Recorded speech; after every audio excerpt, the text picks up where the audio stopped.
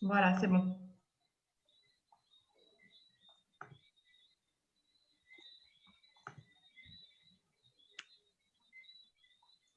Désolée. Bien, je pense que nous allons pouvoir démarrer.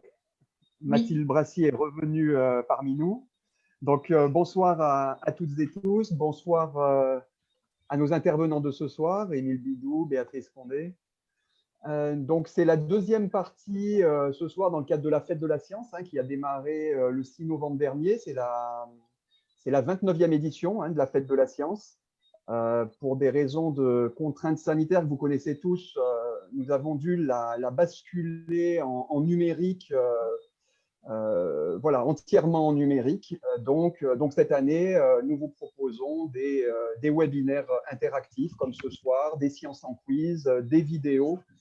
L'ensemble des acteurs de la Fête de la Science s'est cette année mobilisé pour maintenir l'événement à nos côtés, et je les en remercie vivement parce que nous vous proposons plus d'une trentaine d'actions cette semaine au public, à l'ensemble du public martiniquais. Et tout cela, vous pouvez le trouver sur fêtedelascience.fr/Martinique. Mais vous aurez aussi sur le site de la Fête de la Science accès grâce au numérique à l'ensemble des actions qui se sont déjà tenues dans l'Hexagone en octobre, puisque là-bas aussi, il y a eu énormément d'actions en numérique, et ces supports vidéo, webinaires, enregistrés et autres sont toujours à la disposition de tous les citoyens. Donc, pour les curieux, il y en a vraiment pour tous les goûts et tous les questionnements à travers ces outils numériques. Et donc, pour la Martinique, comme je l'ai dit, une trentaine d'opérations. Le programme exhaustif est sur le site fêtedelascience.fr/Martinique. Et comme j'ai eu l'occasion de le dire lors d'événements précédents, cette année, on construit presque la Fête de la Science au jour le jour. Donc, chaque année, il y a aussi des nouveautés. Donc, je vous invite à aller régulièrement voir ce que l'on propose, soit sur notre page Facebook, sur la page Facebook du Carbet des Sciences ou celle de nos partenaires, soit sur le site national Fête de la Science. Voilà, donc Mathilde a mis une diapositive sur le fonctionnement de ce webinaire. Comme je l'ai dit tout à l'heure, les caméras et micros des spectateurs sont coupés par défaut afin d'avoir plus de bandes passantes. Et donc, vous pouvez, pour les interactions lors des questions-réponses avec nos conférenciers, vous pouvez lever la main si vous souhaitez prendre la parole en cliquant sur la petite icône, la petite main qui est en bas de votre écran au centre. Vous avez une icône discussion si vous souhaitez vous présenter, saluer tout le monde. Voilà. Et puis, vous avez une rubrique questions-réponses.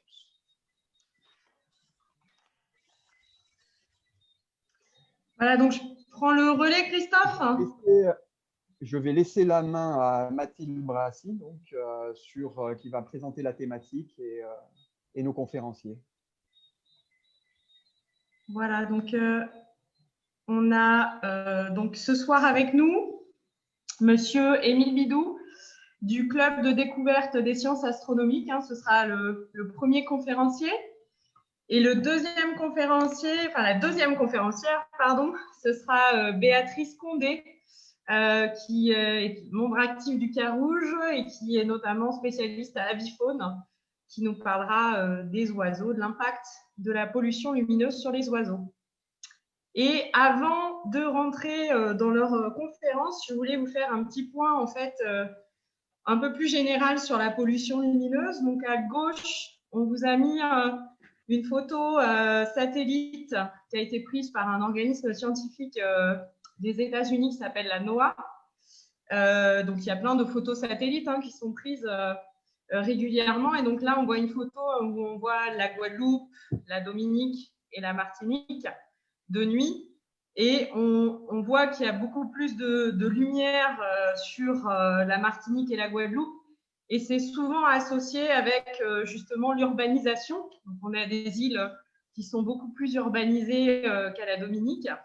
Et c'est vrai que vous avez peut-être déjà entendu parler de pollution de l'air, de pollution sonore, de pollution des océans, mais la lumière, c'est aussi une pollution quand il y en a trop la nuit. ça a un effet néfaste en fait sur la biodiversité, on s'est rendu compte que ça avait un effet néfaste aussi sur le sommeil. Et du coup, il y a trois chiffres intéressants à vous donner. C'est que depuis, au niveau mondial, depuis entre 2012 et 2016, en fait, il y a eu une étude justement des photos aériennes, des photos satellites, sur l'éclairage nocturne. Et donc, ils ont observé, les scientifiques qui ont mené cette étude, ils ont observé qu'il y a eu plus 2,2% d'éclairage nocturne par an, et que ce soit en termes de quantité et en termes de puissance, on va dire. Donc voilà, c'est assez important. Et à l'échelle de la France, donc toute région ou tout territoire confondu, il y a eu une observation de plus 3,3% d'éclairage nocturne par an, mais depuis 92. Donc, si on fait un cumul, eh ben, on est à 92% d'éclairage en plus depuis 1992. Donc ça, c'est une association française qui, du coup, fait beaucoup de sensibilisation à la pollution lumineuse, qui suit ces chiffres. Et alors, il y a un autre chiffre intéressant, c'est qu'on a quand même, sur tout le territoire français, on a 11 millions de points lumineux publics. Et à cela s'ajoutent 3,5 millions de points lumineux, alors plutôt, on va dire, de l'ordre privé, mais en tout cas, des commerces, des espèces de banderoles lumineuses, les devantures des magasins qui restent éclairés la nuit, en fait. Tout ça, ça fait beaucoup, beaucoup de lumière. Et d'un point de vue public, en fait, ça représente quand même, au niveau des collectivités, ça représente 41% de la consommation électrique, et sur leur facture, en fait, c'est 37% de leur facture d'électricité, c'est les éclairages publics. Donc, c'est assez important. Et bien entendu, on peut penser aussi, et c'est souvent d'ailleurs comme ça que réfléchissent les gestionnaires, c'est du coup, ça coûte cher, ça représente plus de 2 milliards d'euros par an, et maintenant ça inclut en fait. Mais ça représente aussi beaucoup d'émissions de gaz à effet de serre. Ça représente 670 000 tonnes de CO2 par an, d'émissions de CO2. Donc voilà, on peut aussi, c'est pas le but de ce soir, parler un petit peu du lien avec le changement climatique. Et j'en dis pas plus pour l'introduction. Je vais lancer un petit film qui va permettre d'introduire le sujet. Alors, je sors juste. Il faut que je repartage autrement. Voilà. Donc là, normalement, vous devez voir. C'est bon pour l'écran? Vous voyez vous visionnez le film? Super. Donc je le lance. C'est clair, c'est bon.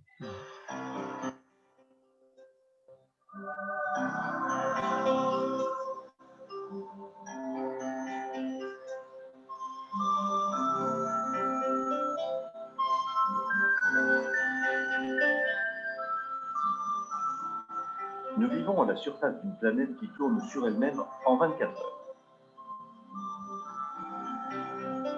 Les rythmes biologiques de nombreuses formes de vie se sont ainsi adaptés à l'alternance jour-nuit. Durant la journée, le soleil nous inonde de sa lumière. Quand la nuit arrive, l'obscurité s'installe. C'est le moment de se reposer, de se ressourcer, de s'émerveiller devant la beauté de la nuit.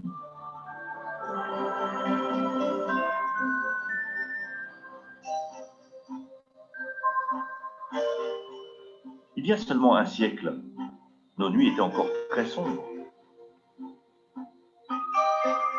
De nos jours, même les zones inhabitées par l'homme sont envahies par la lumière.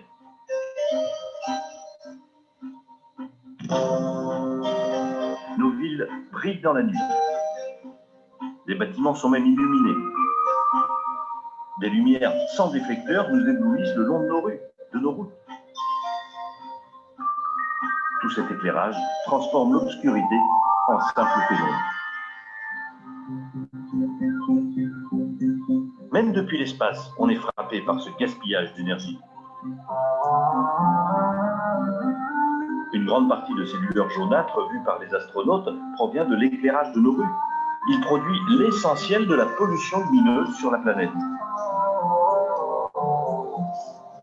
L'atmosphère diffuse cette lumière, créant un halo au-dessus du paysage. Nous perdons nos nuits noires à une vitesse vertigineuse.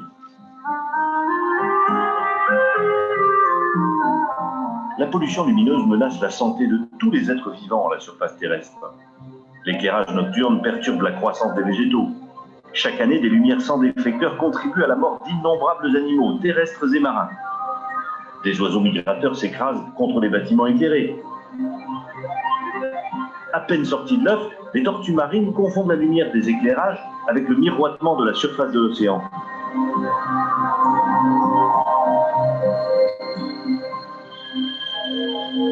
Lorsqu'ils sont trop puissants, les éclairages nocturnes affectent également les humains. Des conducteurs comme des piétons, éblouis par des éclairages mal conçus, ont ainsi été victimes de tragiques accidents. La pollution lumineuse est une menace silencieuse pour notre santé. L'exposition à la lumière pendant la nuit perturbe les rythmes circadiens qui régissent nos cycles du sommeil. Les personnes travaillant la nuit sous d'intenses éclairages ou vivant dans des villes polluées par la lumière sont soumises à un plus grand risque de développer des maladies comme le cancer du sein ou celui de la prostate. Voici un ciel nocturne tel qu'il apparaît quand il subit la pollution lumineuse. Par une nuit claire, seules les étoiles les plus brillantes et les planètes se détachent du halo lumineux.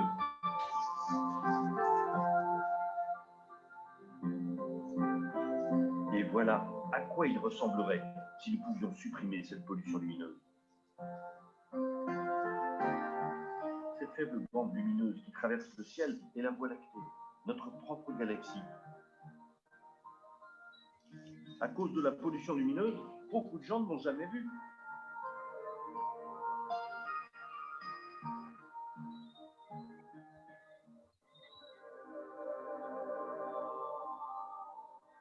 Les astronomes connaissent trop bien les problèmes occasionnés par l'éclairage nocturne mal contrôlé. Ils ont besoin d'un ciel noir et bien dégagé pour étudier les fascinants objets dont est rempli l'univers. La pollution lumineuse les empêche de plonger leur regard vers le cosmos. Éclairer le ciel nocturne gaspille de l'argent et des énergies fossiles. Maintenir allumée une ampoule de 100 watts toute la nuit pendant un an consomme une énergie équivalente à la combustion d'une demi-tonne de charbon. Multiplié par les milliards de sources lumineuses sur Terre, le coût en énergie pour éclairer la nuit est colossal. Bien que l'éclairage soit nécessaire, il y a des actions simples que nous pouvons mener pour préserver l'environnement, économiser l'énergie et contribuer à protéger le ciel nocturne. Nous pouvons remplacer les lampadaires qui émettent de la lumière vers le ciel par d'autres qui dirigent la lumière vers le bas, exactement là où on en a besoin. On appelle cela des éclairages totalement bafflés. On peut aussi limiter les éclairages aux seuls endroits qui en ont besoin. Et tout simplement, il nous suffit d'éteindre les lumières inutiles. Utilisons intelligemment l'éclairage afin de retrouver les solutions simples aux problèmes liés à la pollution lumineuse. Notre choix est le suivant: gaspiller nos ressources en éclairant le ciel ou apprendre à utiliser notre éclairage de façon plus responsable. Chacun d'entre nous peut contribuer à résoudre le problème qu'est la pollution lumineuse. Ensemble, nous pouvons rendre à la Terre la noirceur de son ciel nocturne.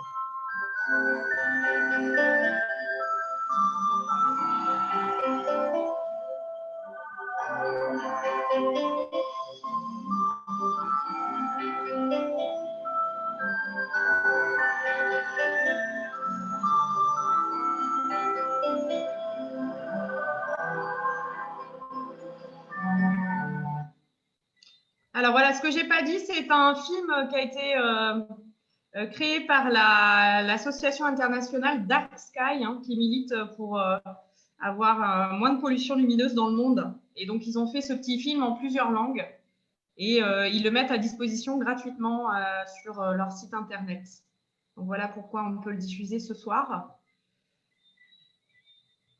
Et alors, je remets juste mon partage d'écran 2 petites minutes.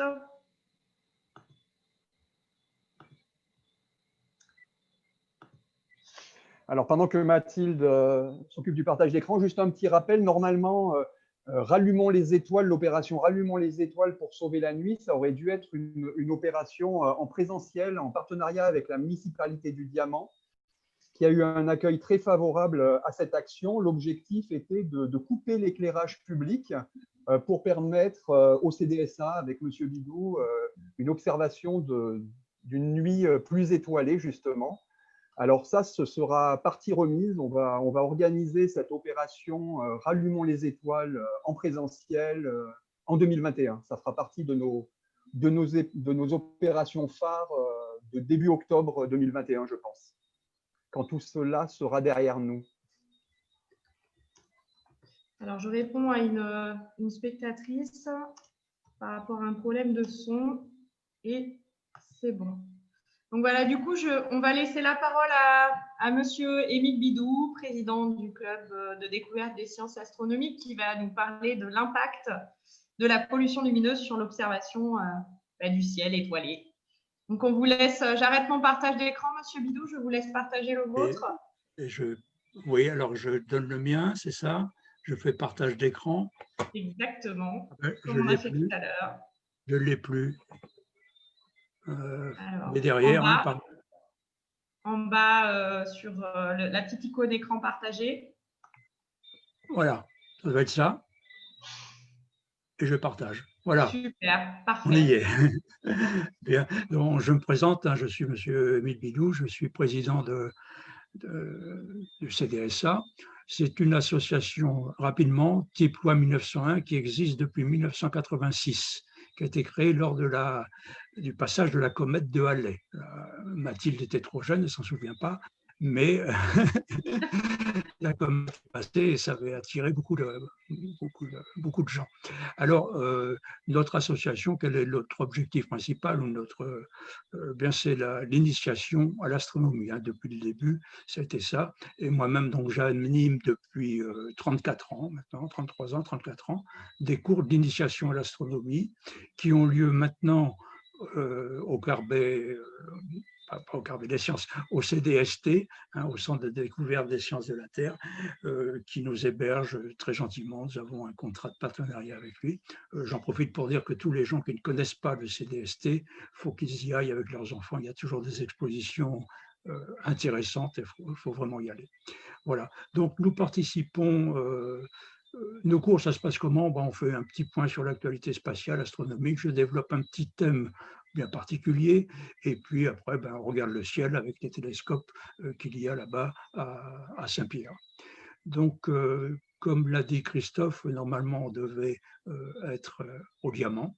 Puis on ne sait pas tout au Diamant. Nous participons assez régulièrement à la fête de la science.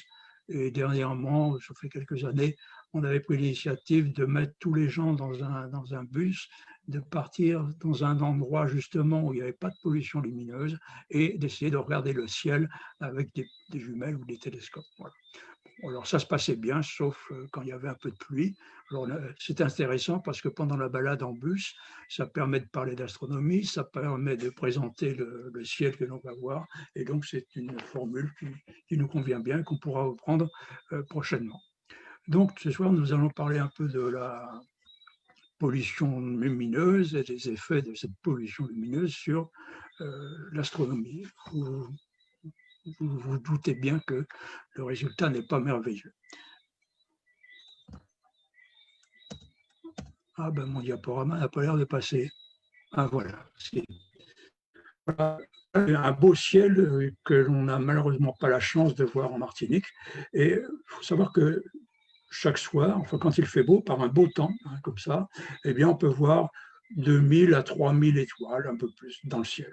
Alors 2000, 3000 étoiles, c'est pas énorme, c'est pas énorme, parce qu'on sait que dans notre galaxie, donc la Voie lactée, eh bien il y a déjà 200, voire 400 milliards d'étoiles, comme le Soleil, et que dans l'univers que l'on connaît aujourd'hui, tel qu'on le connaît aujourd'hui, il y a une centaine aussi de milliards de galaxies. Donc, vous voyez, ça fait beaucoup, beaucoup d'étoiles, et nous, nous n'en voyons qu'un petit peu.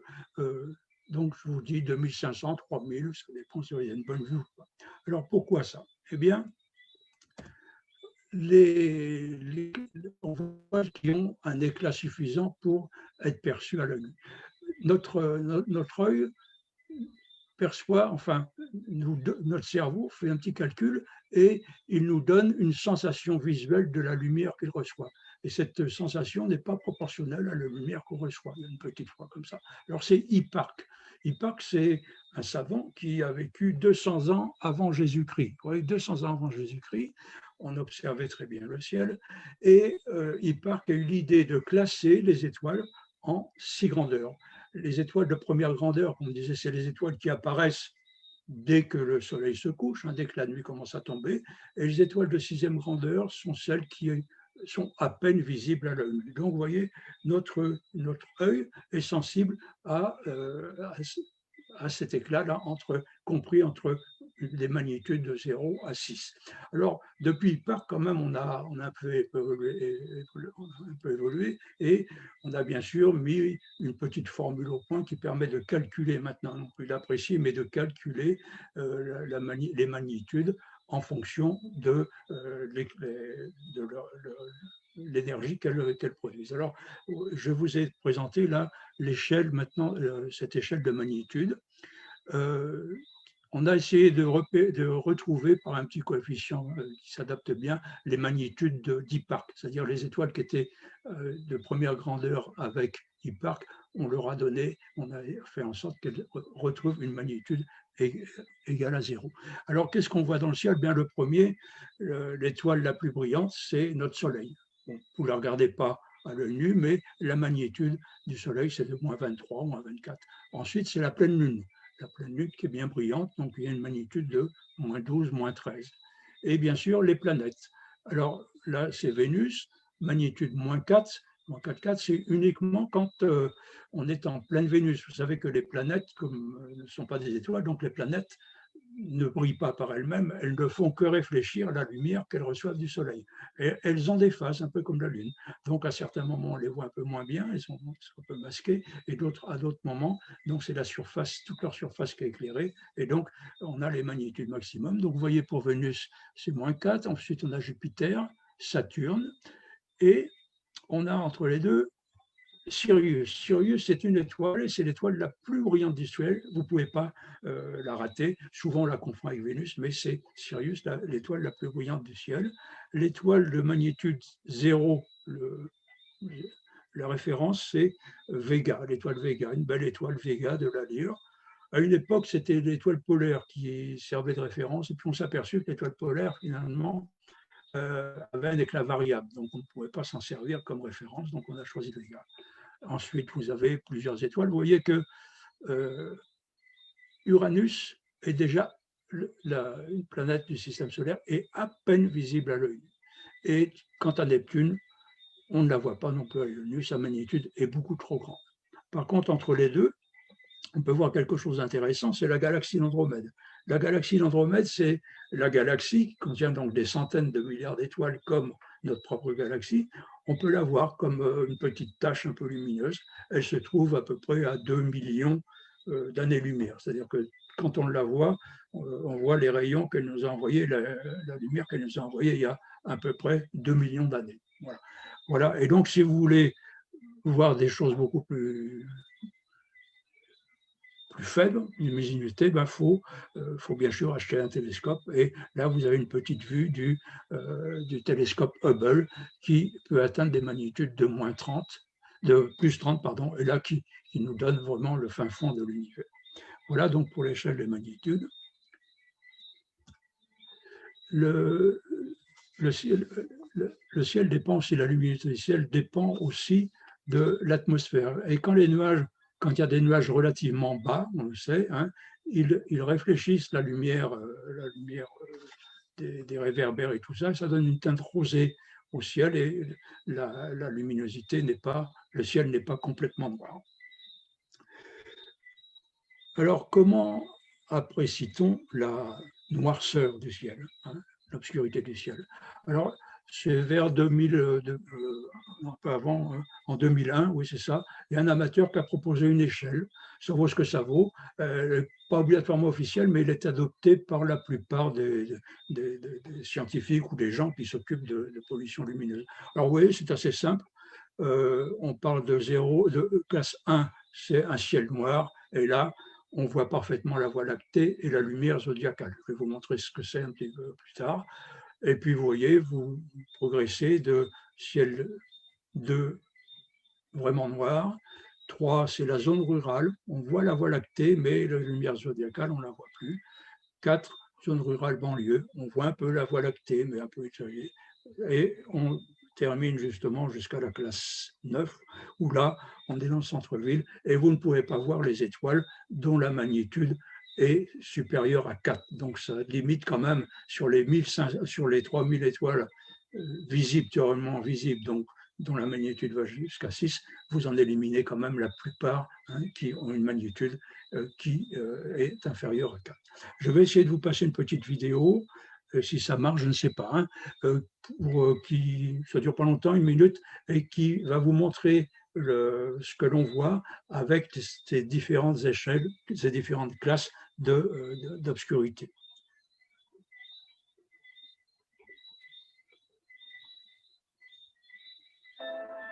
Ça marche.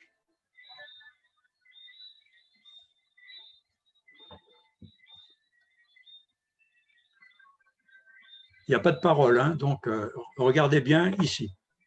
Monsieur Bidou, en fait, on ne la voit pas parce que vous avez dû partager que le diaporama. Donc, il faudrait partager la vidéo maintenant. Ah. Vous sélectionnez le partage de vidéo. Dans la petite icône en bas, écran partagé, vous sélectionnez la vidéo pour qu'on puisse. Alors, il faut que j'arrête le diaporama. Ouais. Vous sortez du diaporama et vous nous partagez la vidéo. Alors.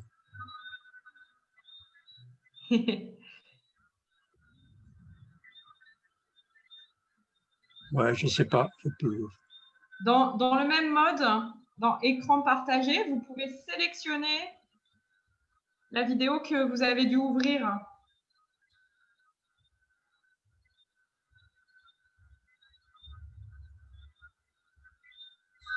Non, je ne vais pas y arriver, donc ce n'est pas la peine.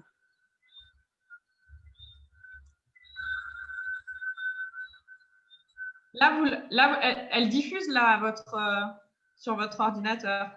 Ah voilà, c'est bien, comme ça.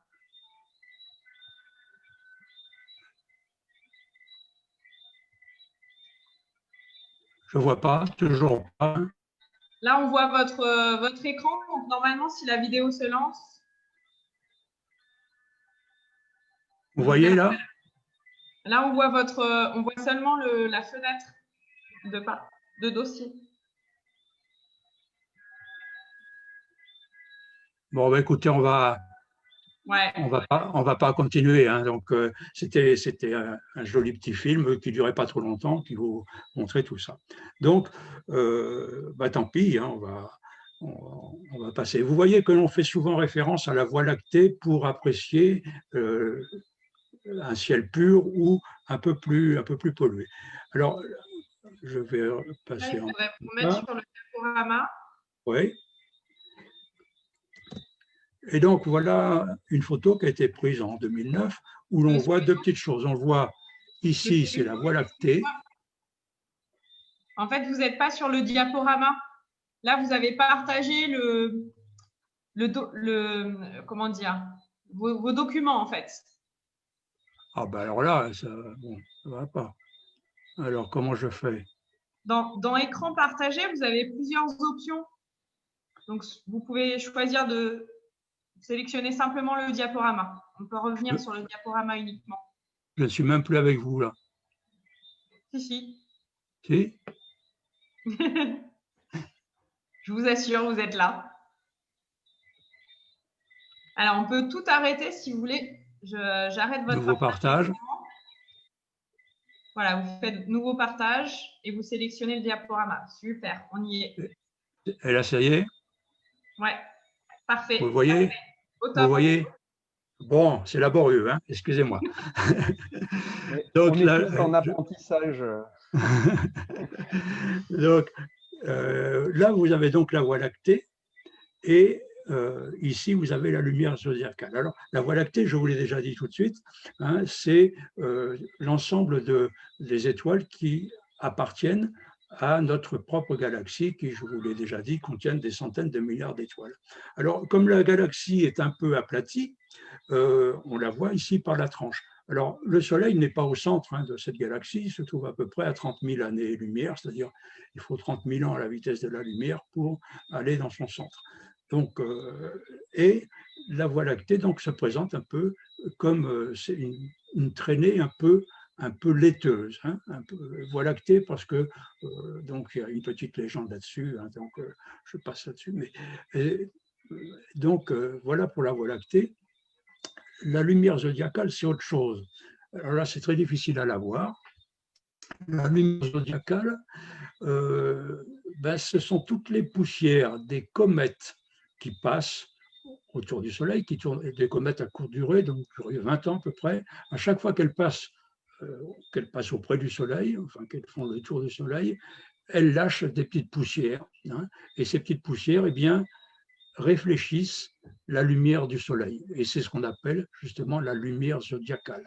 Alors, pour voir la lumière zodiacale, il faut quand même que le Soleil ne soit pas couché depuis trop longtemps. Et donc là, vous voyez, on la voit, la lumière zodiacale, et on voit bien que le Soleil est couché, ça fait pas très longtemps. En Martinique, il faut observer à peu près 1h20. On appelle ça le crépuscule astronomique. Et donc là, avec beaucoup de chance, vous allez pouvoir voir cette lumière zodiacale. Il est bien évident qu'il faut un ciel parfaitement non pollué, bien sûr. Voilà une autre vue. Là, c'est on voit la ville de Toulouse. C'est une échelle un peu différente, mais qui ressemble un peu à l'échelle de Bolt. Vous voyez, en rose ici, on a la ville de Toulouse. On ne voit pas plus de 15 étoiles visibles. Pollution des centres urbains, 15 étoiles sur 3000, on n'en voit que 15. Et puis, bien sûr, plus on s'éloigne du centre, et plus on pourra voir des choses intéressantes. La Voie lactée est visible à peu près ici, donc il faut être quand même à la périphérie, là, on doit être à peu près à 50 km de Toulouse. Et pour voir vraiment plus de 3000 étoiles, eh bien, il faut se mettre par là, un petit peu près de Saint-Gaudens. Et donc, on est quand même à peu près à une centaine de kilomètres du centre de Toulouse. Vous voyez, là, comment mesure-t-on la pollution? Eh bien, il y a deux méthodes qui coexistent aujourd'hui. La première utilise les images des satellites que la NASA envoie. Il y a plusieurs satellites qui observent la Terre, et on est capable de voir quels sont les points les plus lumineux. On va voir quelques belles photos après. Ça, c'est une méthode. Et il y a une méthode un peu plus récente, c'est la modélisation, qui intègre l'ensemble des données satellites, des données géoréférencées, SIG, etc., afin de modéliser la formation du halo lumineux. Alors là, je vous ai montré une photo réalisée, enfin une carte réalisée par la société Dark Skylab, et on est dans la région de Brest, vous voyez. Donc, il y a certainement des Bretons qui nous regardent, là il y a des Bretons partout, de toute manière, donc il y a certainement des Bretons qui ont reconnu ici Saint-Paul-de-Léon. Et à Saint-Paul-de-Léon, comme à Roscoff un peu plus haut, il y a des cerfs.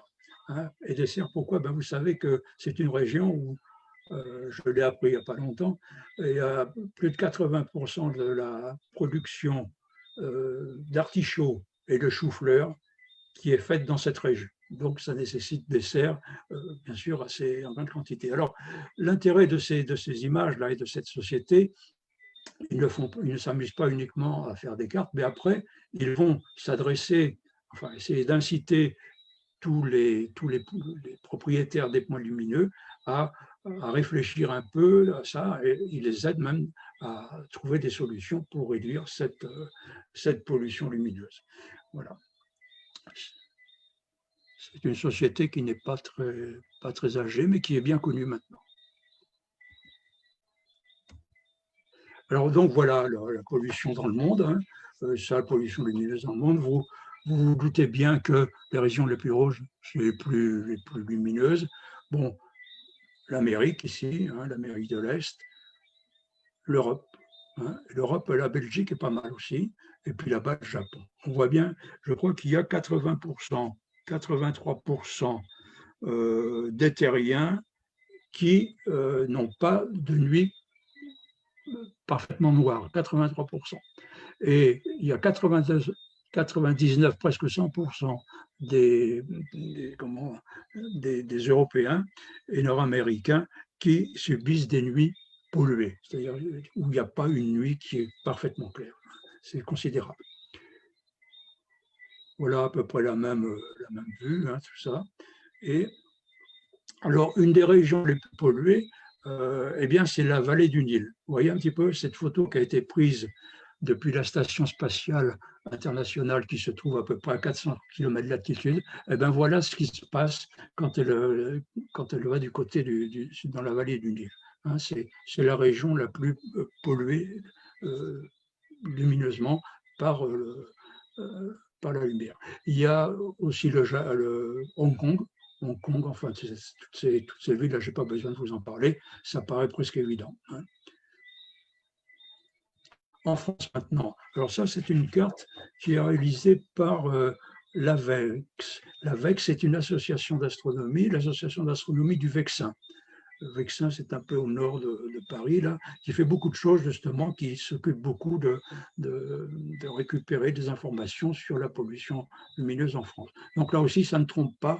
On voit bien que c'est dans la région parisienne et dans le nord de la France que plus c'est blanc, bien sûr, plus c'est pollué des points de vue lumineux. Hein. Et on reconnaît, bien sûr, toutes les grandes métropoles, hein, Bordeaux, Nantes, Rennes par là, Lyon doit être par là, etc. Pau par là. Voilà. Une autre image, toujours de l'association AVEX. Et là, je vous montre cette vue-là parce que c'est le pic du Midi. Alors, le pic du Midi, tout le monde le connaît plus ou moins, hein, c'est assez connu. Le pic du Midi a été construit dans les années 1800 et quelques, fin des années 1800. C'était d'abord une entreprise privée et ils installaient une station météo. Bien sûr, comme c'était prévu, ils n'ont pas eu les moyens d'entretenir ça. Et donc, ils ont fait donation à l'État.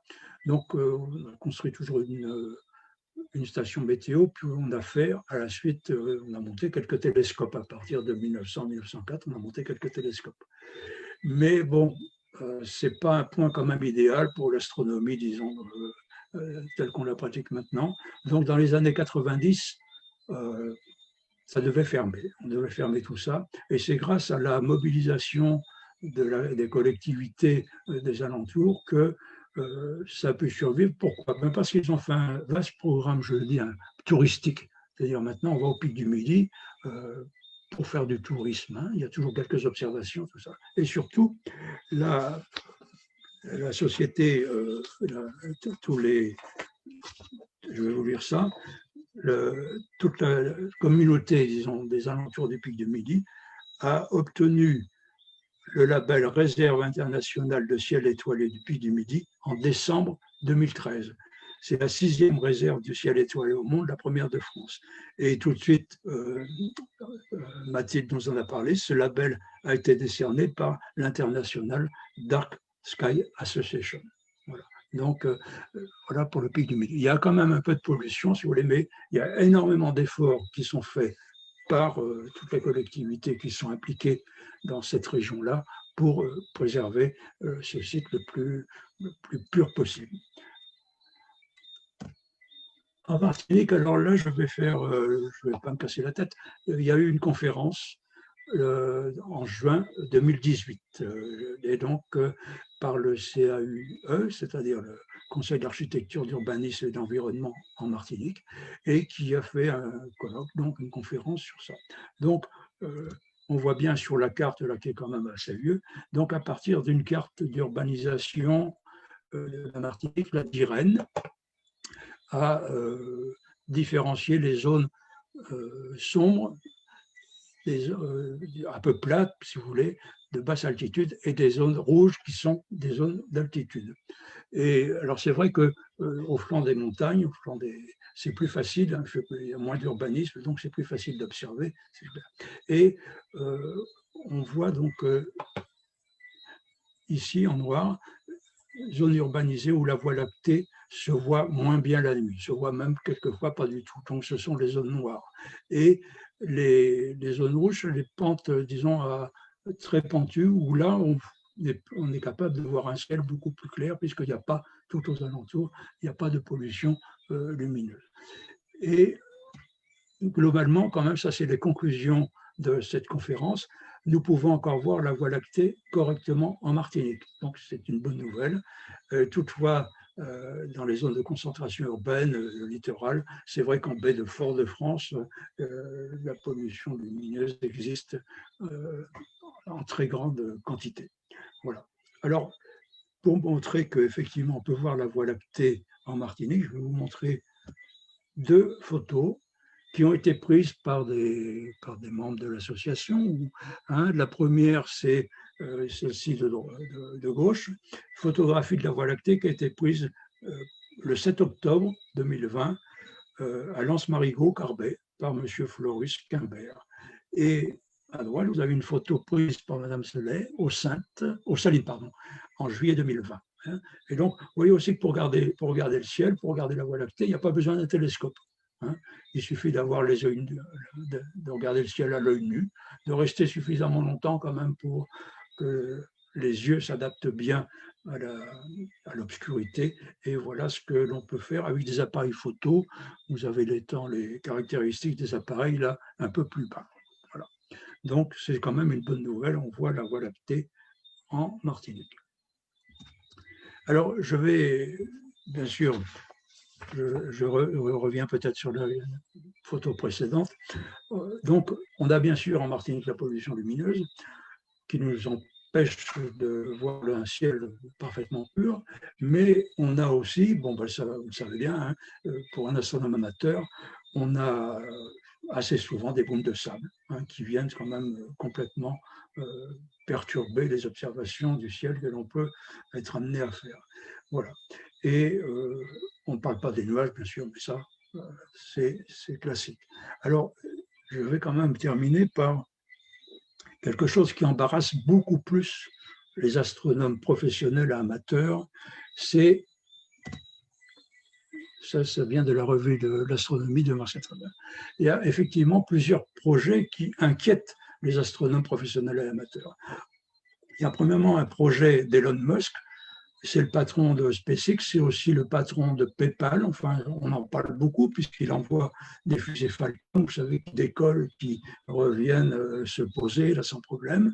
Et il envisage d'envoyer dans l'espace plus d'un millier de satellites sur une orbite de 550 à, voilà. Et 550, c'est un peu plus haut que la station spatiale ISS qui, elle, se trouve à peu près à 400 km d'altitude, mais c'est quand même ce qu'on appelle les orbites basses, donc qui sont parcourues assez rapidement. Il y a un projet Amazon, là aussi on en parle beaucoup en ce moment. Amazon a un projet similaire, lui, avec 3000 satellites. 3000 satellites qui sont dans le ciel. Un projet OneWeb avec Airbus, 650 satellites. Et enfin, il y a un projet, alors celui-là, je vais vous lire parce que je n'ai pas ça par cœur, projet de l'entreprise russe Star Rocket.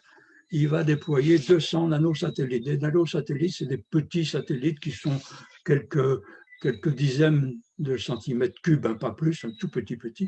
Et alors, qu'est-ce qu'il va faire avec ça? Eh bien, chacun de ces nanosatellites sera muni d'une toile réfléchissant la lumière du soleil. Ils formeront un écran et les clients pourront y afficher un logo ou annoncer un événement. Ils paieront $200 000 pour 8 heures de diffusion.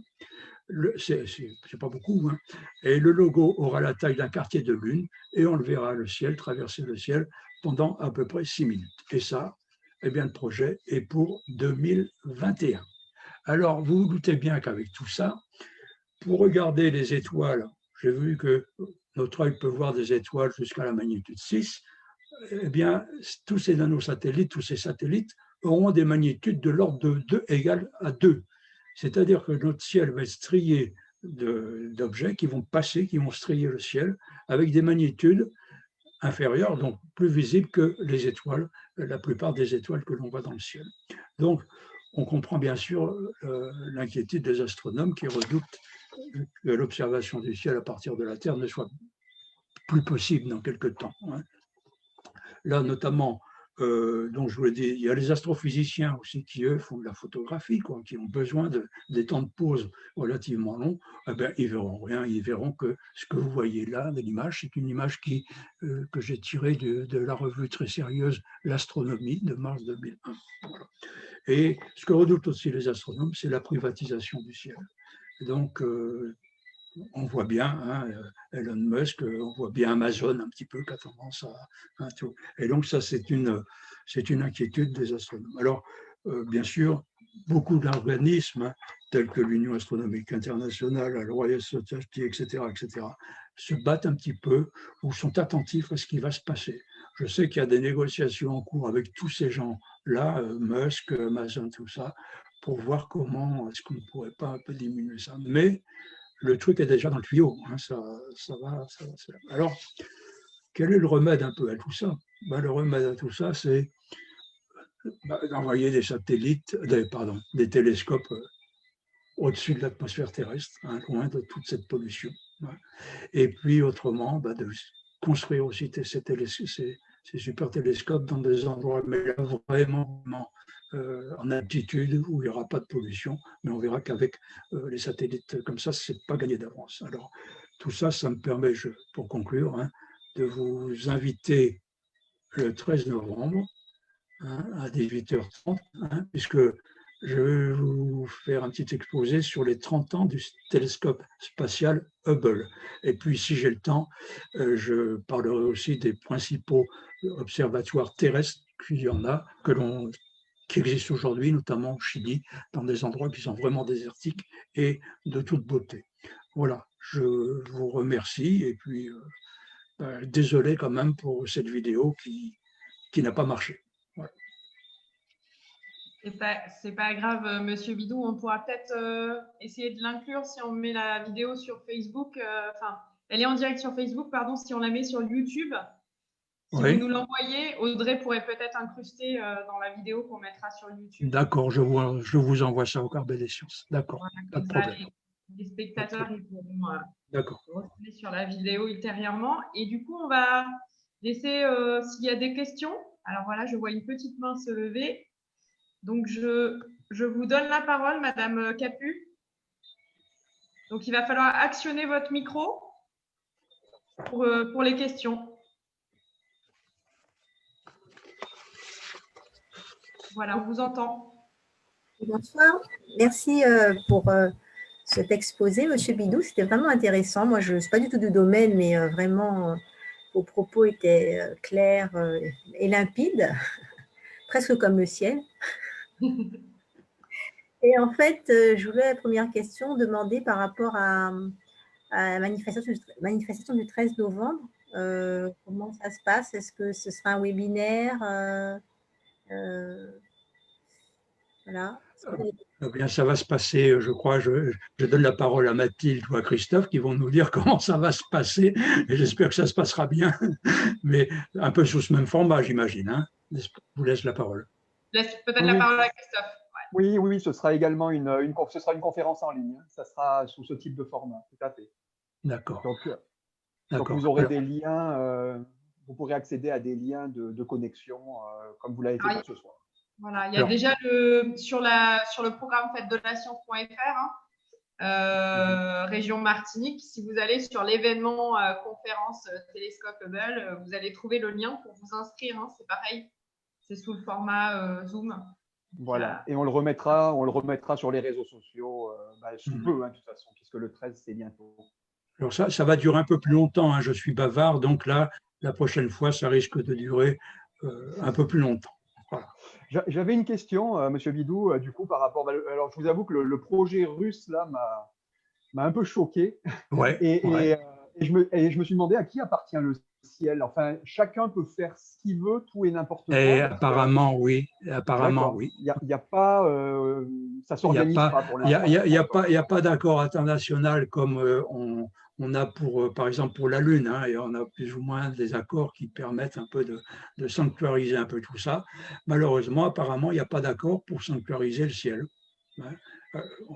Chacun lance son satellite et le seul problème, c'est qu'il faut le lancer pour qu'il n'aille pas trop près de l'orbite d'un autre satellite. Donc, on s'arrange. Mais à ma connaissance, il n'y a pas de régulation de tout ça. Et vous voyez, ces projets, avec ces hommes quand même qui sont très puissants, hein, Amazon comme Elon Musk, je ne dis pas qu'ils gouvernent certains pays, mais enfin, ils ont autant de pouvoir que certains gouvernements. Hein. Donc, ça sera difficile, à mon avis, de s'opposer à leurs projets un peu grandioses. Hein. Voilà. Non. Alors, je ne sais pas, il y a peut-être quelqu'un qui a des renseignements plus précis sur la législation dans l'espace, mais à ma connaissance, il n'y a pas. Bah, quand on voit déjà que ce genre de projet peuvent avoir le jour, oui, on peut se poser des questions. Il faudrait peut-être réfléchir à une législation sur. Oui, alors bon. Après, c'est international. Donc, faut se méfier parce que bon, ils annoncent ça pour 2021, mais au fond, bon. Mais ce que je veux dire, c'est que le virus est déjà là, quoi, hein, enfin le virus. L'idée est déjà là. Et un jour ou l'autre, si ça ne se fait pas en 2021, il y a quelqu'un qui va avoir une bonne idée pour faire la même chose. Même si ce n'est pas les Russes, ça peut être les Chinois qui ont quand même des ambitions aussi dans l'espace assez grandes. Hein. Voilà. Alors, est-ce que parmi les spectateurs, il y a d'autres questions? Ou vous rappelez, on peut lever la main pour demander la parole ou poser une question par écrit dans questions et réponses. Donc, on vous laisse. Et s'il n'y a pas de questions, ben, on continuera. Donc, je laisse encore 2 petites minutes si quelqu'un veut se manifester. Pour l'instant, je vois de toute façon, M. Bidou reste avec nous. Donc, même si Béatrice Condé prend la suite pour parler des oiseaux. Voilà, je suis à votre disposition. Voilà, les questions peuvent venir plus tard. Là, réfléchissez bien à ce que vous allez pouvoir poser. Alors voilà, du coup, on va peut-être continuer effectivement avec Béatrice du Carouge. Du coup, Béatrice, j'arrête mon diaporama. Tu peux remettre ton micro. D'accord, j'ai mis le micro. Donc, j'arrête mon diaporama et tu partages mon écran.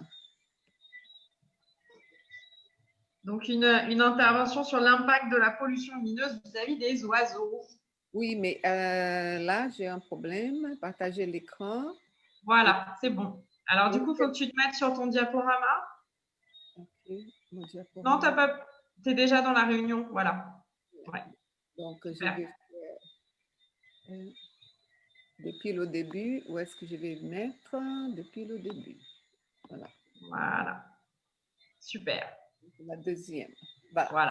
Donc, Béatrice Condé, je suis un des membres de l'association Le Carouge qui a été créée en 89 et nous faisons des inventaires, éducation à l'environnement, des dératisations et nous faisons sorties mensuelles pour les membres de l'association pour connaître les différentes espèces en Martinique, espèces et espaces. Voilà, donc là, je vais vous parler, tout ce que je vais parler, ça a été un peu dit par le petit film, mais on répète. Et s'il y aura des questions, c'est très bien. Donc là, Albert Einstein nous dit que quand les abeilles disparaîtront de cette terre, notre tour ne sera pas très loin. Il voulait nous faire comprendre que toutes les plantes, tous les animaux et les humains sont interdépendants dans l'écosystème global qui est notre Terre. Les plantes, les animaux et les hommes ont aussi un besoin indispensable du cycle jour-nuit nécessaire à leur métabolisme. Par définition, la pollution lumineuse est une nuisance de l'écosystème causée par l'utilisation de l'éclairage artificiel durant la nuit qui provoque une dégradation de la faune et de la flore, ou même de la santé humaine. Les nuisances lumineuses peuvent influencer et morceler l'habitat des animaux ainsi que perturber leur rythme biologique. L'éclairage extérieur a surtout un impact sur le comportement des oiseaux migrateurs, des insectes et des amphibiens. Les espèces les plus touchées par la nuisance lumineuse, ce sont les oiseaux migrateurs. Voilà. La plupart des migrations se font de nuit et 2 fois par an et d'un axe nord-sud, donc Amérique du Nord vers l'Amérique du Sud, Europe vers l'Afrique. Les oiseaux, ils se repèrent pour la migration, les oiseaux qui font des longues distances, ils font de la navigation, c'est-à-dire qu'ils s'orientent grâce à plusieurs sens. Le cerveau des oiseaux contient des particules magnétiques qui leur permettent de percevoir les champs magnétiques de la Terre et de s'orienter. Ils utilisent aussi des repères visuels comme la lune, les étoiles, des repères olfactifs et des repères physiques sur le sol. La lumière des villes, elles sont surtout composées de lumières blanches qui perturbent la détection des champs magnétiques d'une part et les repères visuels d'une autre part. Les oiseaux sont totalement désorientés lorsqu'ils se rapprochent de nos villes. Les zones éclairées vont les dévier de leur route ou les repulser ou les attirer. Les oiseaux migrateurs dépensent comme ça une énergie énorme pour trouver leur route et c'est une énergie qu'ils ont beaucoup besoin pour arriver jusqu'au bout de leur périple. Et les chiffres montrent la gravité de la pollution lumineuse sur la migration. Aux États-Unis, entre 365 à 998 millions d'oiseaux meurent chaque année du fait des collisions contre les baies vitrées des immeubles ou des tours. La plupart, ce sont des oiseaux migrateurs qui sont touchés, qui sont ces victimes. À Toronto, l'association FLAP, le programme FLAP, il dénombre 3000 oiseaux morts chaque année dû à la collision aussi avec les tours de Toronto. Et ces oiseaux appartiennent à 140 différentes espèces.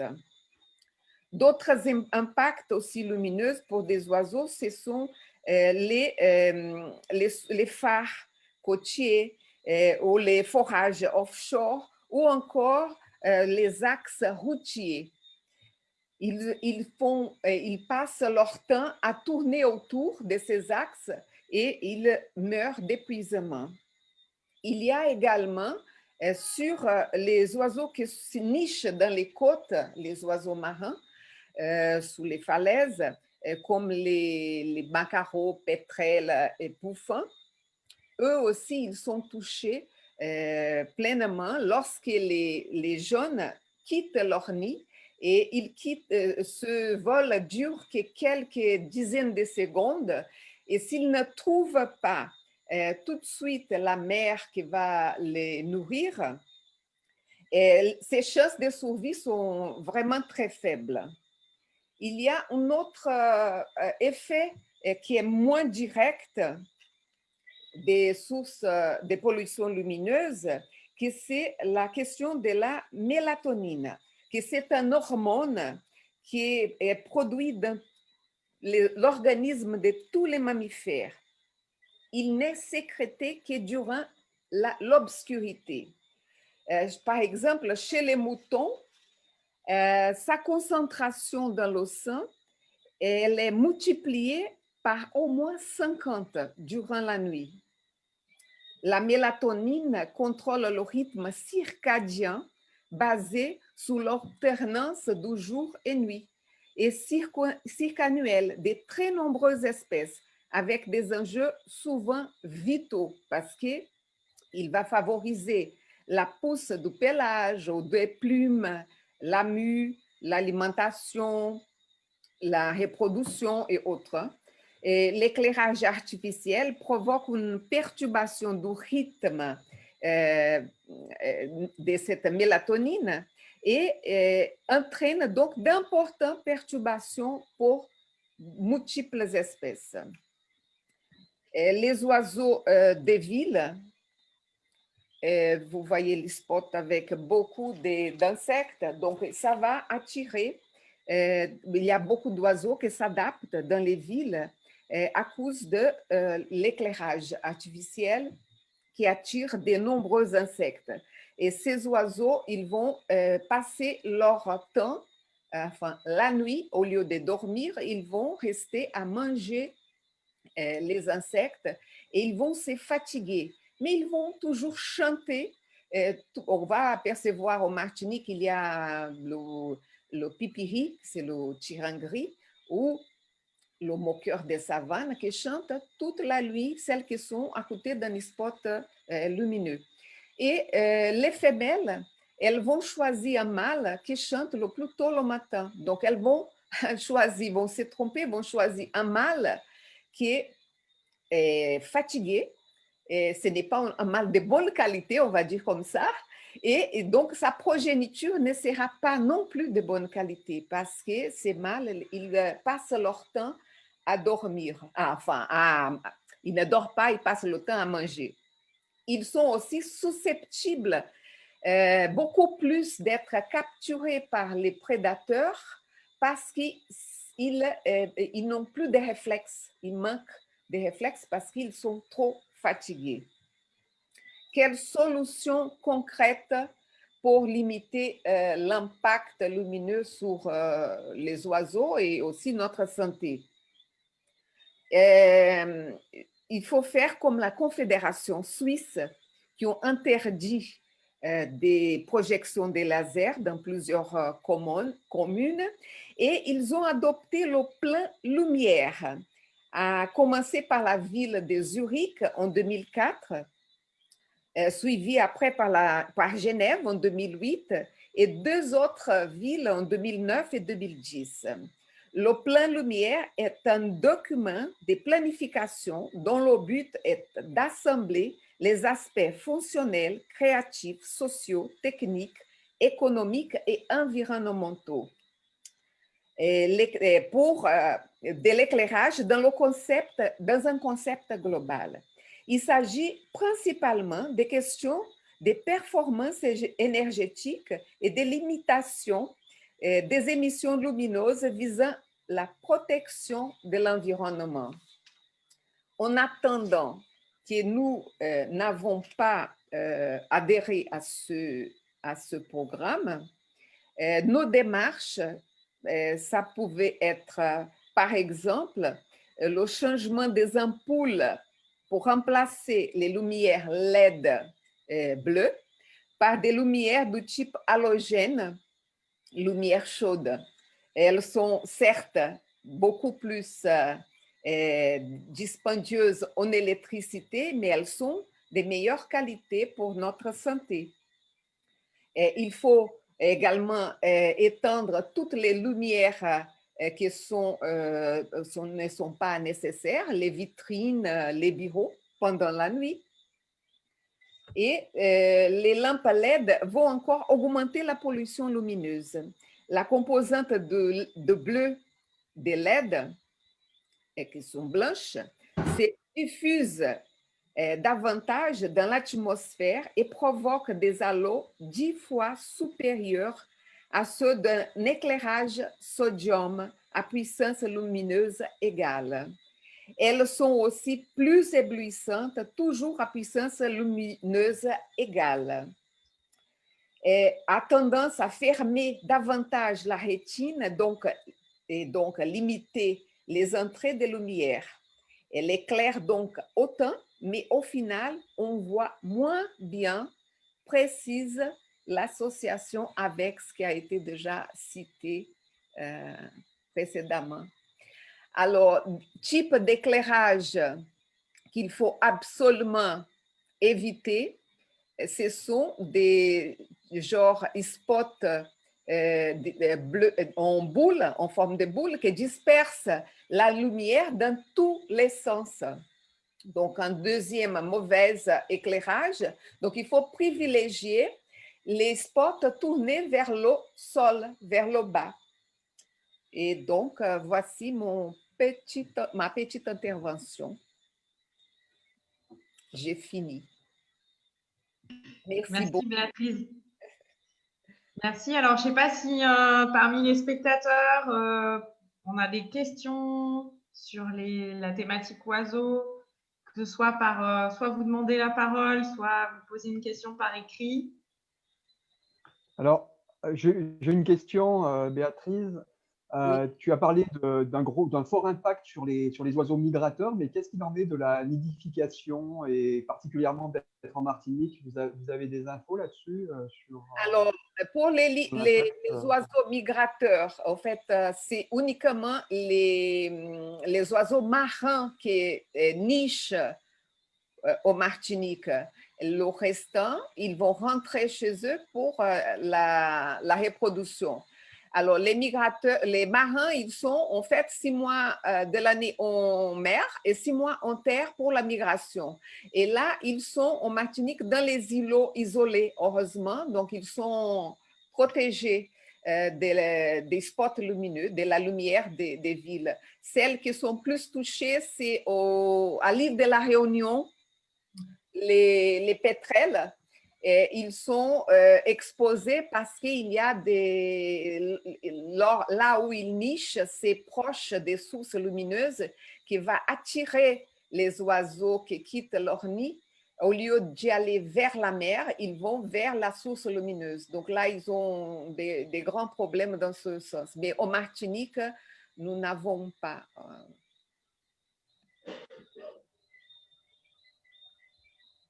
Et alors, du coup, en dehors des oiseaux marins, il y a quand même des impacts. Là, tu disais le pipiri qui va chanter toute la nuit. Donc, vous avez déjà observé des impacts sur les oiseaux? Il n'y a pas d'études, hein? Il n'y a aucune étude dans ce sens, mais nous voyons les oiseaux réveillés toute la nuit parce que vous pouvez même entendre la nuit des oiseaux qui chantent. On a une espèce d'oiseau nocturne, enfin deux, mais on n'entend pas. Un est dans la mangrove, enfin là où il y a de l'eau, et l'autre, il est vraiment au fond de la caravelle.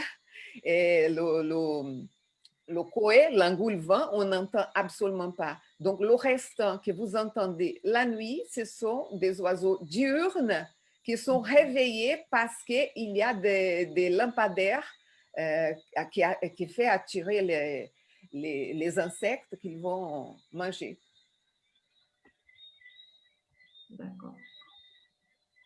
Alors, je vois qu'il n'y a pas de questions qui arrivent. Ce que je vous propose, c'est qu'on a parmi... Il y a Émilie qui a une question. Oui, vas-y, Émilie. Béatrice, c'est pas une question, mais Béatrice a soulevé un point assez important sur les lumières LED. Et c'est vrai qu'il y a quelques années, on nous vendait les LED comme le produit écologique, puisque ça consomme moins que les grosses lampes à vapeur de sodium et tout ça, ce qui n'est pas sûr d'ailleurs. Hein. Mais donc, pour être un bon écologiste, on est partagé entre la consommation d'électricité et la préservation des oiseaux, si je comprends bien. Donc, ça va être difficile de trancher entre les deux. Qu'est-ce qu'on fait? Oui, non, mais en fait, ce n'est pas uniquement pour les oiseaux, hein, c'est toute la faune et oui, bien sûr, j'ai compris. Notre santé aussi, parce qu'on est exposé à cette lumière LED toutes les nuits, on est dedans. Et donc là, il y a beaucoup de personnes qui sont déjà photosensibles, qui ne peuvent absolument pas utiliser cette lumière, qui sont obligées d'acheter par Internet. Il y a encore des stocks quelque part qu'ils peuvent trouver ces lumières qui n'existent, ces ampoules qui n'existent presque plus. Et là, jusqu'à qu'on développe davantage la LED pour que ça soit pas nocif pour personne. Et donc, je ne sais pas quoi faire d'autre. Du coup, si je peux me permettre, donc en fait, le problème des LED à l'heure actuelle, c'est qu'elles tirent sur le bleu, en fait. C'est la lumière qui tend sur les longueurs d'onde. Hein. Dans la lumière blanche, finalement, il y a plein de couleurs. Il y a tout un panel de couleurs hein, Oui. qui part du rouge jusqu'au violet en passant par le jaune, le bleu, etc. Et en fait, les LED qui sont actuellement utilisées, mais autant sur certains lampadaires où on change parce qu'effectivement, c'est plus économique en énergie. Donc, c'est vrai que là, en ce moment, ils sont en train de changer tout un tas de lampadaires pour essayer de faire des économies d'énergie, puisque je vous l'ai dit tout à l'heure, ça coûte très, très cher finalement. Et ça émet beaucoup de gaz à effet de serre. Et pour l'instant, elles sont toutes lumière bleue. Et la lumière bleue, c'est ce qui est nocif aussi pour nous, les êtres humains, mais pour tous les êtres vivants, en fait, finalement. Hein. Et on ne voit plus le ciel. Comment? Et on ne voit plus le ciel. Exactement. Les étoiles. Voilà, du coup, s'il n'y a pas de questions, on va juste commencer un petit peu, parce qu'on a continue un petit peu, parce qu'on a avec nous ce soir, pardon. Mathilde, on a une question de Fabien Ratto, à qui j'ai donné la parole. Oui, parce qu'en plus, Fabien, il peut peut-être redemander la parole. Pardon, je crois que je l'ai décoché, du coup. Fabien, tu peux parler? Et vous m'entendez? parler là. Oui, c'est bon.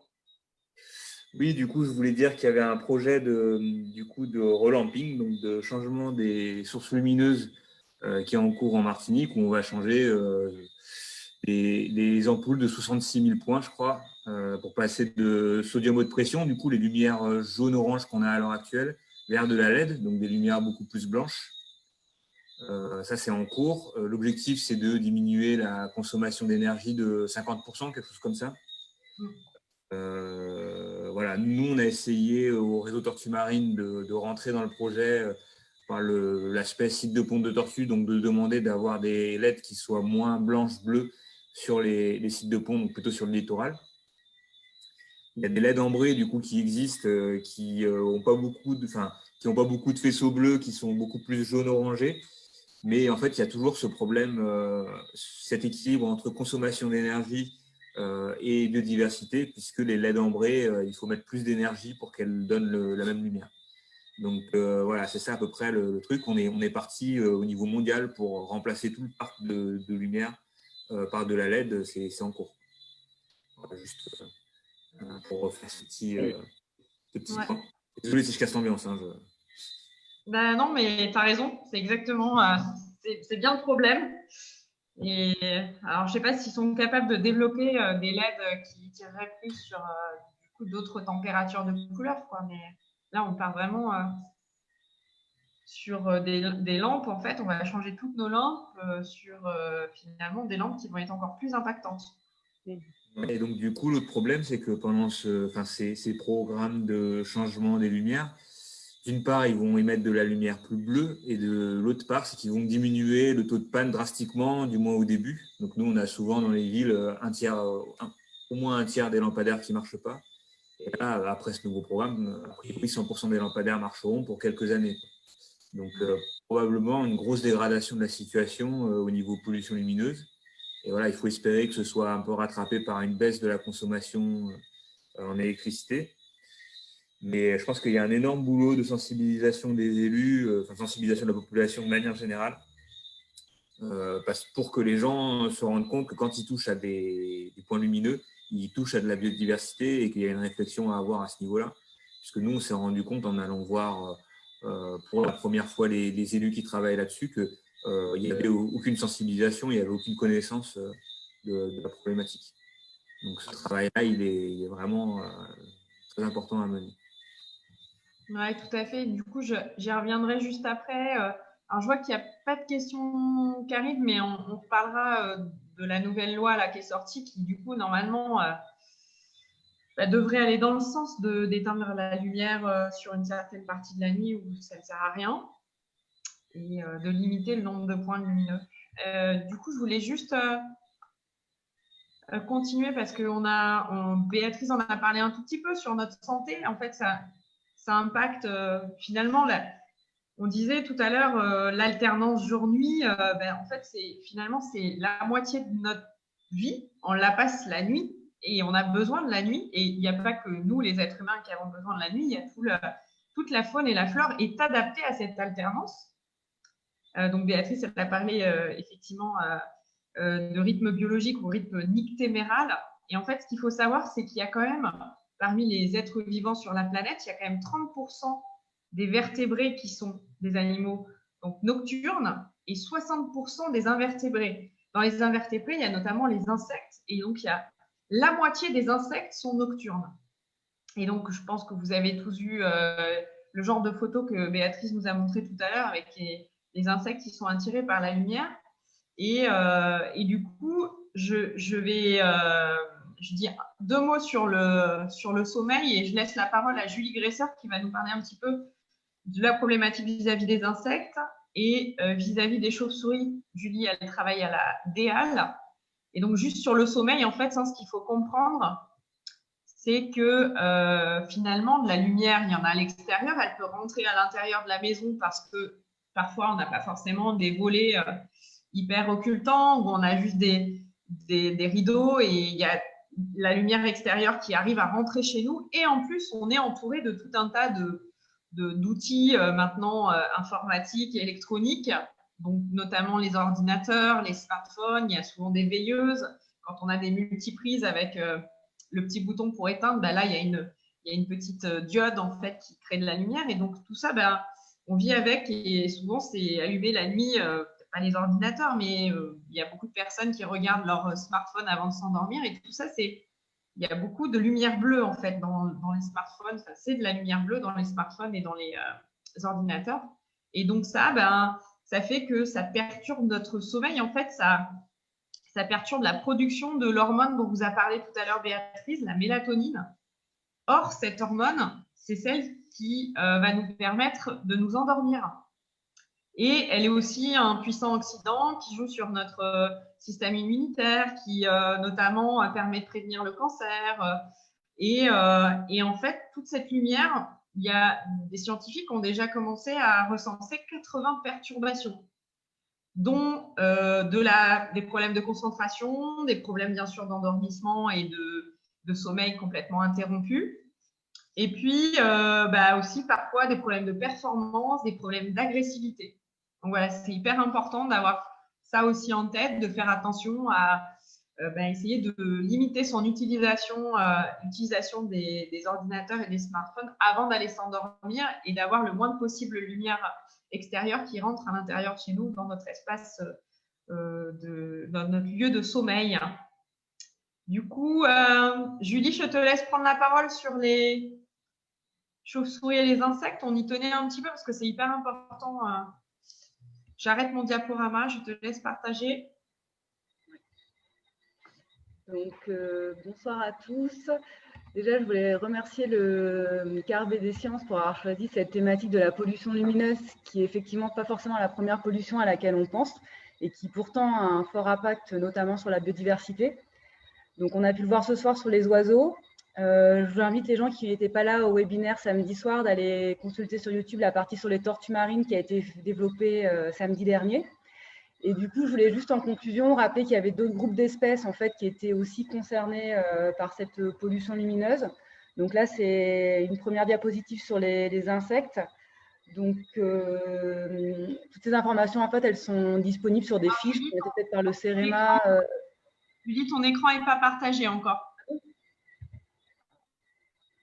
Normalement, il l'est. Alors, attends, échappe. Ah, ok.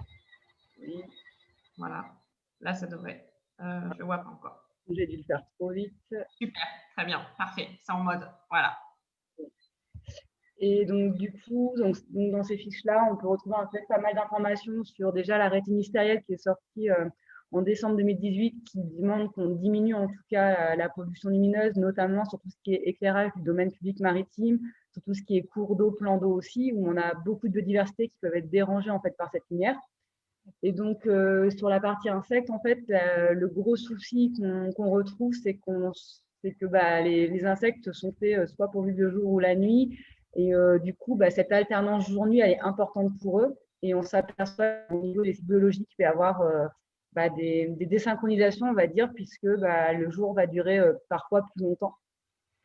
Donc, un autre cas, on voit un peu moins bien que sur la diapo de Béatrice, mais du coup, c'est un lampadaire qui attire forcément beaucoup d'insectes, qui les désoriente. Et donc, en fait, on va se rendre compte qu'on a de fortes collisions à ce niveau-là, aussi de la surchauffe, de la déshydratation, et du coup, on a beaucoup d'insectes qui meurent tout simplement par cette lumière qui les a attirés et autour de laquelle ils sont restés trop longtemps.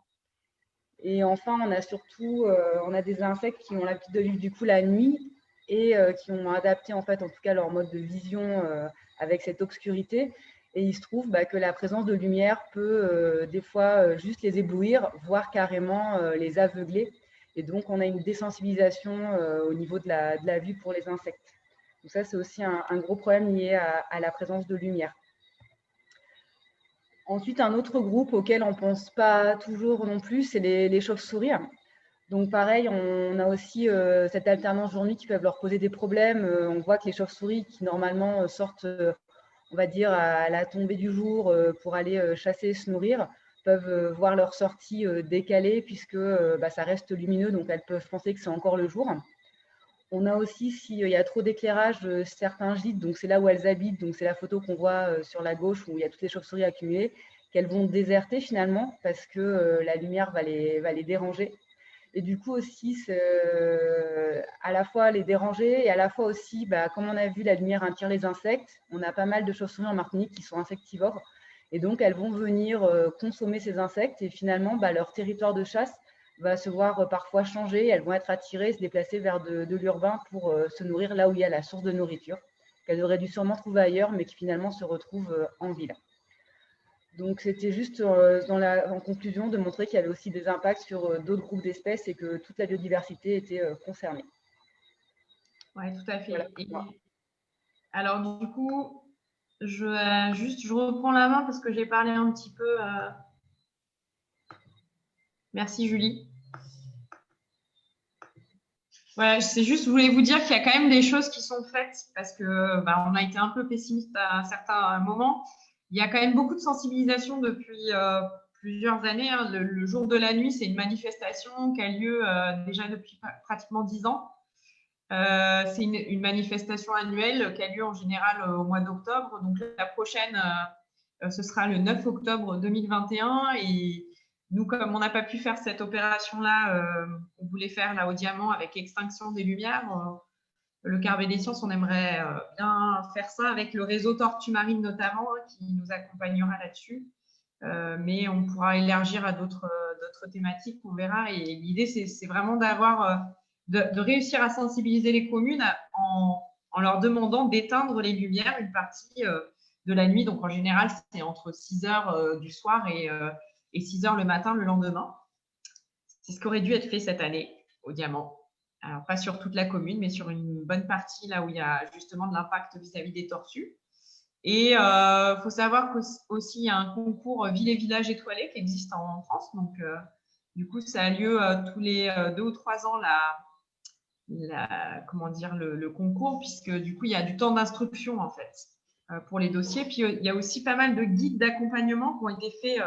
Je ne sais pas s'il y a des agents de collectivité qui nous écoutent, mais il y a des fiches qui viennent de sortir justement pour expliquer un petit peu quelles sont un peu les solutions pour essayer d'avoir moins d'impact sur la biodiversité, donc des fiches sur la pollution lumineuse spécifiquement, des guides pour concevoir et utiliser un éclairage en préservant l'environnement nocturne, des livres un petit peu plus de vulgarisation, Sauver la nuit de Samuel Chaléa. Voilà. Donc, il existe de la sensibilisation, voire même de la formation des agents et des gestionnaires.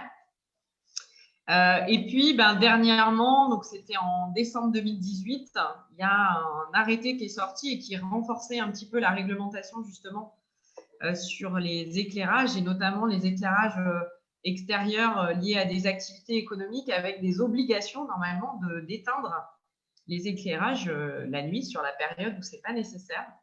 les vitrines, tout ce qui est illumination de bâtiments, les éclairages des locaux professionnels, les parkings, les chantiers aussi, et toutes les publicités en fait, parce qu'on est entouré de publicités avec de l'éclairage. Voilà, j'ai pas dit aussi les parcs et jardins. Je ne sais pas si tu veux compléter, Julie, à ce sujet-là. Non, mais c'est bon. Je pense que c'était complet. Ah, si, juste un truc, c'est vrai qu'au niveau du domaine public maritime, ça c'est plus lié aux tortures, on en a parlé samedi soir, mais maintenant, il est interdit d'installer des nouveaux éclairages publics sur le domaine public maritime. Et ça, c'est lié justement à la pollution lumineuse vis-à-vis des tortues, l'impact, la désorientation que ça crée sur les tortues marines. Oui, c'est ce que je disais tout à l'heure en introduction. C'est l'éclairage en fait de tout ce qui est la mer, la plage, les cours d'eau, les plans d'eau. C'est quelque chose qui est formellement interdit. Renforcé encore plus si on est dans des réserves naturelles ou dans un parc marin. Donc, tout éclairage, en tout cas, de ce domaine public maritime, il est forcément soumis, les futurs seront forcément soumis à autorisation. Voilà, mais du coup, est-ce qu'il y a des questions pour les derniers survivants? Il est 20h. Si vous avez des petites questions, il ne faut pas hésiter. Alors, je donne la parole à Madame Capu. Voilà. Rebonsoir, petite question. Donc, vous avez parlé de texte 2018 qui régit un peu l'éclairage public, si j'ai bien compris. Mais il y a des dispositions, est-ce qu'il y a des dispositions spécifiques sur la Martinique? Parce que ce texte prévoit des dispositions au niveau du préfet. Comment ça se passe à ce niveau-là? Par exemple, au niveau des gestionnaires d'établissements aussi publics, je pense aux habitations à loyer modéré, par exemple. Comment est-ce que ça bouge un peu à ce niveau? Parce que vous avez effectivement aussi évoqué la journée du mois d'octobre, la nuit, voilà, ça c'est vraiment une question intéressante. Mais est-ce que concrètement les choses bougent un peu ou au niveau réglementaire, ça se passe comment? Alors, Julie, je te laisse répondre là-dessus. Du coup, c'est un arrêté ministériel, donc il est applicable à la fois en métropole et dans les DOM. Donc déjà en termes de territoire, donc on est autant concerné par cet arrêté que la métropole. Et ensuite, comme le faisait remarquer Fabien Rateau un peu plus tôt dans la présentation, en fait, on se rend compte ici que les gens et notamment les élus, sont très peu sensibilisés par rapport à cette notion de lumière, qu'il y a un peu une peur du noir, on va dire, où le fait de demander d'éteindre certains lampadaires, ça paraît être une aberration en termes de sécurité. Et du coup, c'est quelque chose, en tout cas, on est en discussion avec eux pour déjà se rendre compte de l'importance que ça a, de montrer que ça n'a pas forcément c'est pas forcément un souci de sécurité, et donc d'avancer dans ce sens-là, parce que quand on regarde aujourd'hui le littoral martiniquais, en tout cas dans les bourgs, il est fortement éclairé. Donc pour l'instant, il n'y a pas encore eu de réalisation concrète pour répondre à Madame Capu. D'accord. En tout cas, merci beaucoup. J'ai beaucoup apprécié les échanges.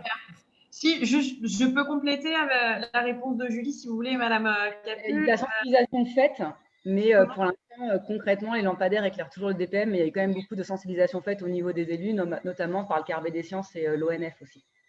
Voilà, dans le cadre du réseau Tortue Marine. Et après, ce qu'il faut savoir en termes de sécurité, finalement, il y a eu pas mal de tests sur d'autres territoires. Et ils se sont rendus compte que finalement, il n'y a pas plus d'agression dans des espaces où c'est pas éclairé, parce qu'au contraire, les gens, ils ont tendance à plus aller dans les endroits où c'est éclairé. Et finalement, ça n'a pas l'air de poser plus de problèmes d'insécurité. Puis à une époque aussi, on avait mis en place pas mal d'éclairage public parce que les voitures qu'on avait n'avaient pas des phares hyper performants. Donc, par rapport à la sécurité routière, c'est pareil. Maintenant, on pourrait peut-être se passer de certains éclairages sur des endroits où finalement nos phares de voiture suffiraient pour se déplacer en toute sécurité. Donc voilà, ça c'est des choses, c'est vrai, comme disait Julie, c'est des mentalités à faire évoluer. On a vraiment la sensation que l'éclairage c'est important pour la sécurité et finalement pas tant que ça sur certains territoires où ça a été testé. D'ailleurs, en métropole, il y a beaucoup de villages qui éteignent la nuit leur lumière. Et donc, si vous êtes dans la campagne, finalement, il fait vraiment nuit noire et à part les phares de votre voiture, vous ne voyez pas les villages les uns derrière les autres. Donc, ça, en tout cas, en métropole, ça a été mis en place et c'est possible. Il n'y a pas plus d'accidents.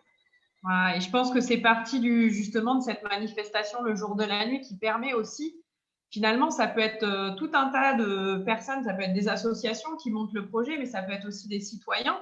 Et quand on va voir une commune et qu'on leur fait une demande d'extinction de l'éclairage et qu'on explique pourquoi, ben, ça peut être aussi une manière de les sensibiliser. Là, je pense qu'on a commencé à sensibiliser le Diamant notamment là-dessus. Bon, on n'a pas pu le faire cette année, mais si l'an prochain, on arrive à sensibiliser quelques communes avec cette manifestation, ce sera super. Oui, de manière à se réapproprier et à réapprivoiser aussi la nuit, hein, parce que la nuit, c'est anti-moderne, hein, c'est quelque chose, enfin anti-moderne, c'est peut-être l'angoisse d'être dans le noir justement de nos vies modernes. Donc c'est réapprendre à apprécier la nuit, le noir, le sombre, pour mieux voir les étoiles justement, n'est-ce pas, Monsieur Bidou? En tout cas, merci beaucoup pour la qualité des échanges et la qualité, effectivement, des exposés. Vraiment, c'est vraiment très intéressant. Merci encore. Ben, merci à vous. Et puis, du coup, s'il n'y a pas de questions, je remercie tous les spectateurs. Je remercie aussi, bien sûr, tous les intervenants. Et je vous propose qu'on clôture cette session de webinaire. Alors, on était en direct sur Facebook. Il y a eu un petit bug au niveau de l'enregistrement, mais on va récupérer l'enregistrement Facebook pour pouvoir le mettre en ligne sur notre chaîne YouTube, Le Carbet des Sciences, dans la partie, il y a un dossier Fête de la Science, dans lequel vous pouvez aussi trouver plein de petites vidéos, parce qu'il y a des acteurs, comme le disait Christophe tout à l'heure, on a dû se réorganiser de façon très, très rapide. Et donc, il y a quelques petites vidéos d'acteurs qui ne pouvaient pas s'organiser pour faire un webinaire, par exemple, mais qui ont produit des petites vidéos. Donc, je vous encourage à aller sur la chaîne YouTube. Et puis, voilà, allez sur le programme fêtedelascience.fr pour voir ou suivez notre page Facebook. Il y a d'autres webinaires cette semaine, dont le webinaire de Monsieur Bidou. Merci à tous. Donc, je quitte la séance. À bientôt. À bientôt.